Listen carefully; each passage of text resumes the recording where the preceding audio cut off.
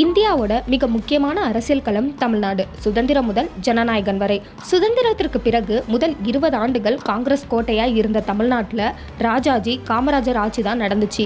ஆனால் 1967 நடந்த ஹிந்தி எதிர்ப்பு போராட்டமும் அண்ணாவோட பேச்சும் அரசியலே தலைக்கீழா மாத்திருச்சு.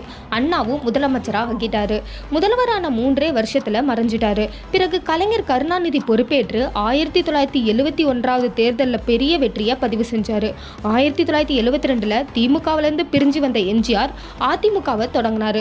மக்களிடையே இருந்த செல்வாக்கினால தொடர்ந்து 10 ஆண்டுகள் அவரே முதலமைச்சராகவும் இருந்தாரு. 1987 எம்ஜிஆர் மறைவுக்கு பிறகு தமிழக அரசியல் கலைஞர் மற்றும் ஜெயலலிதான்னு இரு துருவ அரசியலா மாறுச்சு. கலைஞர் கருணாநிதி 5 முறையும் ஜெயலலிதா 6 முறையும் முதல்வரானாங்க.